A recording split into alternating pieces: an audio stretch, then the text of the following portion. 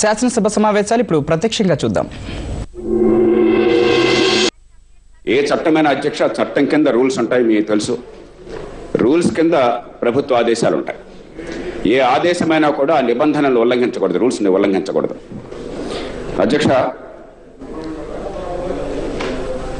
మార్చి 30, 2011 ఆ తేదీన మీ ద్వారా మంత్రి గారు దృష్టిస్తున్న అధ్యక్ష, కేంద్ర ప్రభుత్వం దీనిలో SO 654E దాని ప్రకారం రూల్ నంబర్ 7ని చేరుస్తూ అమెండ్ చేస్తూ ఉంది అధ్యక్ష 2002 నుంచి.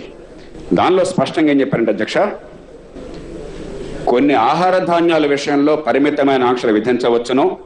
దానిలో pulses, paddy, rice, edible oil seeds, sugar కొంత కాల పరిమితి ఇచ్చారు అధ్యక్ష. అన్ని అధ్యక్ష చాలా ముఖ్యమైనది, provided that nothing in this clause shall affect the transport, distribution or disposal of these commodities to places outside the state, nor shall it be applicable to import of these commodities. అధ్యక్ష, అంటే కేంద్ర ప్రభుత్వం rules ద్వారా, అంటే చట్టంలో భాగమైనటువంటి నియమాల ద్వారా ఏ రాష్ట్రానికి కూడా ఒక రాష్ట్రం నుంచి మరో రాష్ట్రానికి ట్రాన్స్పోర్ట్ కానీ, డిస్ట్రిబ్యూషన్ కానీ, డిస్పోజల్ కానీ దాన్ని అడ్డుకునే అధికారం లేదని స్పష్టంగా చెప్పింది అధ్యక్ష.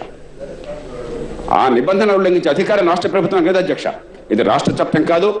మనం ప్రత్యేకంగా రాష్ట్ర చట్టం చేసి దానికి కేంద్ర చట్టానికి ఏమన్నా మధ్య భేదాలు ఉన్నా కూడా రాష్ట్ర చట్టం మిగిలిపోతుంది అధ్యక్ష. మీరు రాష్ట్రపతి ఆమోదాన్ని ప్రత్యేకంగా పొందుతారు తప్ప ఈ చట్టం కింద చేస్తూ కేంద్ర ప్రభుత్వమే ఇచ్చినటువంటి నియమాల నిబంధనల్ని రాష్ట్ర ప్రభుత్వం తొక్కుతుంది అధ్యక్ష. అధ్యక్ష,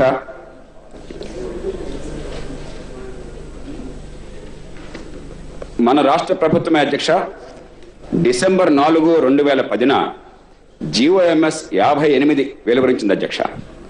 దానిలో ఏమన్నారంటే, అప్పటికి ఏడాది క్రితం క్వింటాల్కి 1500 రూపాయలు ఉంది బీపీటీ కానీ ఇతర సన్న రకాల ధాన్యానికి, కానీ ఆ ధాన్యం ధరలు విపరీతంగా పడిపోయినాయి.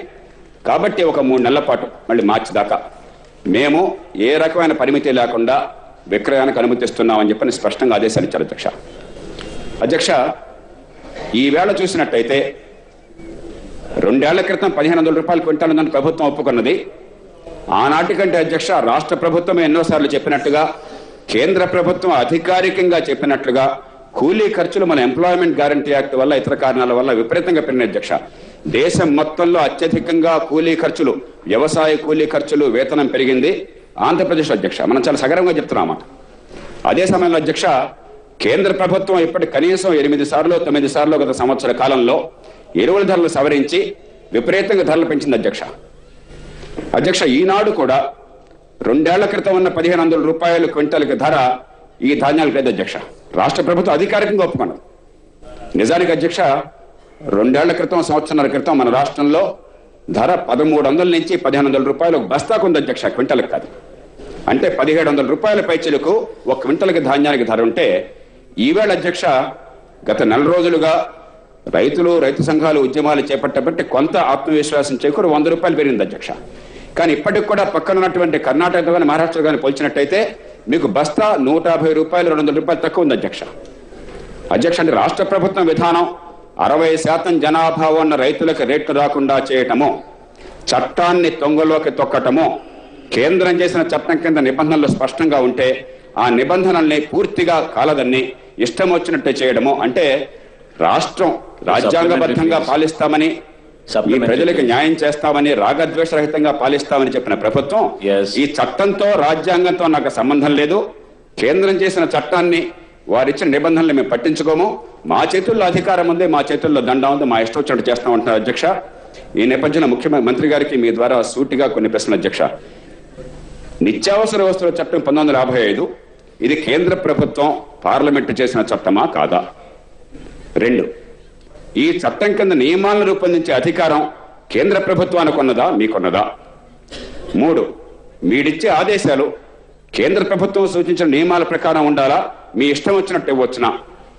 4, GOMS 58 ప్రకారం మీరు డిసెంబర్ 4, 2010 నాడు ఈ రాష్ట్ర ప్రజలకి, ఈ రాష్ట్రంలో రైతులకి ధర పడిపోయింది కాబట్టి 1500 రూపాయలన్నా క్వింటల్ లేకపోతే అన్యాయం అవుతుంది కాబట్టి మేము ఇతర రాష్ట్రాలకు పంపించడానికి అనుమతిస్తున్నామని మీరే ఆదేశించినమాట వాస్తవమా కాదా? నాలుగు ఆనాటి కంటే ఈనాడు మన రాష్ట్రంలో వ్యవసాయ వేతన ఖర్చులు గణనీయంగా దేశంలో ఎక్కడా లేనంతగా, మీరు ఆ మాట కూడా చెప్తాను అధ్యక్ష, దేశంలో ఎక్కడ లేనంతగా పెరిగినట్టుగా నేషనల్ లేబర్ ఇన్స్టిట్యూట్ కానీ, ప్లానింగ్ కమిషన్ కానీ, నేషనల్ శాంపుల్ సర్వే కానీ, రిజర్వ్ బ్యాంక్ సర్వేలు కానీ మళ్ళీ ప్రకటించిన మాట వాస్తవమా కాదా? 5 ఆనాటి కంటే ఈనాడు ఎరువుల ఖర్చులు ప్రభుత్వమే ఎరువుల ధరలు పెంచిన కారణంగా గణనీయంగా పెరిగిన మాట వాస్తవమా కాదా?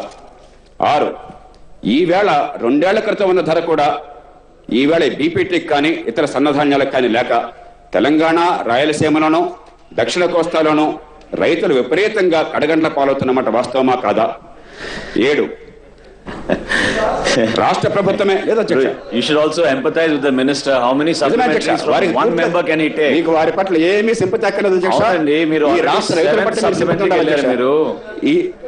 ఈ రాష్ట్ర రైతుల పట్ల మనకు సింపతి ఉండాలి కానీ మంత్రి గారి పట్ల కాదు అధ్యక్ష. సింపతి అనలేదండి. ఈవేళ ఈ సభ నుంచి వారి మీద ఒత్తిడి లేకపోతే I said empathy, not sympathy. కానీ నాకు ఆ ఎంపతి లేదు అధ్యక్ష. నాకు రాష్ట్ర రైతుల పట్లే ఉంది, మంత్రి గారి పట్ల ఎంపతి లేదు. వ్యక్తిగతంగా ఆయనంటే అభిమానం, గౌరవం ఉన్నా కూడా. ఓకే అంతేనా? ఓకే అయితే కంక్లూడ్ చేయండి. నెమ్మదిగా చెప్తాను అధ్యక్ష. అధ్యక్ష 2011-12లో leave it at that. Jayaprakash Narayan 2011-12లో అధ్యక్ష, మీ ద్వారా మంత్రి గారికి సూటైన ప్రశ్న. రాష్ట్ర ప్రభుత్వమే 1600 రూపాయల పైచులకు క్వింటాల్కి మద్దతు ధర ఉండాలని చెప్పని సూచించిన మాట వాస్తవమా కాదా? తరువాతి ప్రశ్న, ఈ సంవత్సరం ఇటీవలనే రాష్ట్ర ప్రభుత్వమే 2135 రూపాయలు మద్దతు ధర ఉంటూ న్యాయం, రైతులు నష్టపోతున్నారు, పెరిగినటువంటి ఖర్చుల ప్రకారం 2135 రూపాయలు క్వింటాల్కు ఉండాలని రాష్ట్ర ప్రభుత్వం సూచించిన మాట వాస్తవమా కాదా? తర్వాత ప్రశ్న, ఈ వేల్ట్ ధరలు 2135 కంటే చాలా చాలా చాలా తక్కువ అన్నమాట వాస్తవమా కాదా? అలాంటప్పుడు అధ్యక్ష, చట్టాన్ని ఉల్లంఘిస్తున్నప్పుడు, కేంద్రం చేసిన నిబంధనలు ఉల్లంఘిస్తున్నప్పుడు, రాష్ట్ర ప్రభుత్వం రాజ్యాంగ వ్యతిరేకంగా, చట్ట వ్యతిరేకంగా రువాపు చేస్తున్నప్పుడు, రైతులకు దారుణమైన నష్టం కలుగుతున్నప్పుడు, రాష్ట్ర ప్రభుత్వమే అధికారికంగా ఎన్నో సందర్భాల్లో రైతులకు ధర పడిపోతోంది, నష్టపడుతోంది చెప్పని తెలిసినప్పుడు ఇప్పటికైనా ప్రభుత్వం విజ్ఞత ప్రదర్శించి చట్టం ఉల్లంఘన ఆపి ఈ రాష్ట్రంలో వ్యవసాయ ఉత్పత్తులు, ముఖ్యంగా ధాన్యాన్ని ఏ రకమైనప్పటికీ కూడా ఏ రాష్ట్రానికైనా కూడా ఏ అడ్డంకి లేకుండా పంపించే ఏర్పాటు చేస్తారా లేదా? ప్రశ్న అధ్యక్ష, నిర్దిష్టమైన ప్రశ్న. ఇంతకంటే నిర్దిష్టంగా ఎక్కడ ఉంది అధ్యక్ష? చాలా నిర్దిష్టమైన ప్రశ్న అధ్యక్ష. మీరు అవునండి, look at the time you have taken Jayaprakash Narayana గారు. అవునండి, అంటే రాష్ట్ర ప్రభుత్వం ఇష్టం చేయొచ్చా? చట్టం లేదా మీకు? జయప్రకాష్ నారాయణ గారు, రాజ్యాంగం ప్రకారం I know you want to discuss in detail గానీ we'll probably go into 344 or something very soon in this session. అప్పుడు మళ్ళీ మాట్లాడుకుందాం రైతులకున్న సమస్యల పైన. ముత్యం రెడ్డి గారు. అధ్యక్ష సార్, ఇప్పుడు కాసేపు విరామం.